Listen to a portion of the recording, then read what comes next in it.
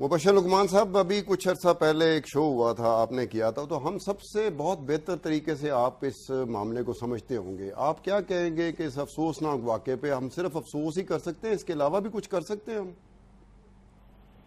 نہیں، بالکل ہم کر سکتے ہیں. بات یہ ہے کہ دیکھیں، جیسے یہ بی بی نے فرمایا کہ دیر از نو آنر ان کلنگ، یہ تو لفظ ہی ختم ہو جانا چاہیے.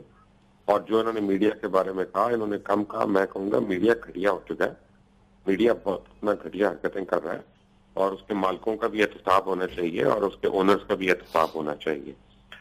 جہاں تک بات ہے کہ میں تو اصل میں کیونکہ انگلینڈ میں ہوں، مجھے ایگزیکٹ ڈیٹیل کا نہیں پتا، لیکن اتنا میں جانتا ہوں کہ کون سی آنر کلنگ ہے یہ، یا کون سی کلنگ ہے کہ ایک گھر میں رہ رہے ہیں، ماں باپ بھی، بہن بھائی سارے، اور سڈنلی آج کے دن اتنے سالوں کے بعد ان کو ایک بھائی صاحب کو ہوش آ جاتا ہے اور وہ آ کے اپنی بہن کو مار دیتے ہیں.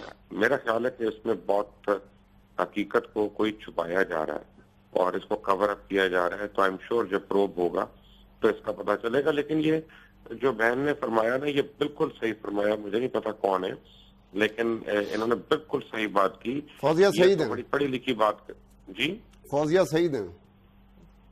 فوزیہ سعید صاحبہ جو ہے نا، یہ قابل تحسین ہے کہ انہوں نے اس کی نشاندہی کی. یہ انہوں نے ذرا پڑھے لکھے انداز میں کہا ہے کہ ان کے نمبر گھٹ رہے ہیں. میں کہہ رہا ہوں نہیں، یہ معاشرہ کوڑ لوگوں سے بھر چکا ہے، اور یہ میڈیا جو ہے کوڑ لوگوں سے بھر چکا ہے.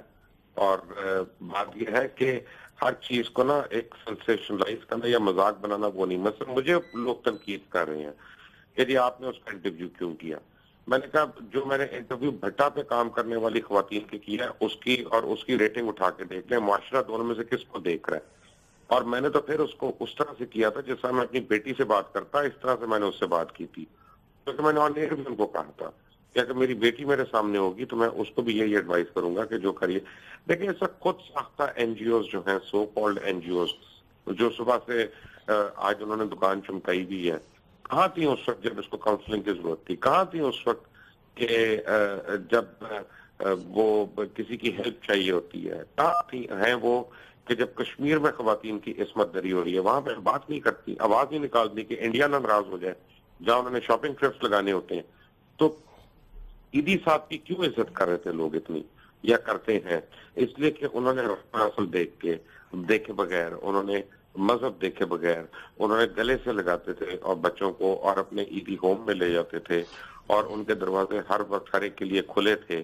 یہی وہ گریٹنس ہے جو ہمیں اب دوسروں میں تلاش کرنی ہے، کیونکہ عیدی صاحب رہے نہیں ہے ہمارے درمیان.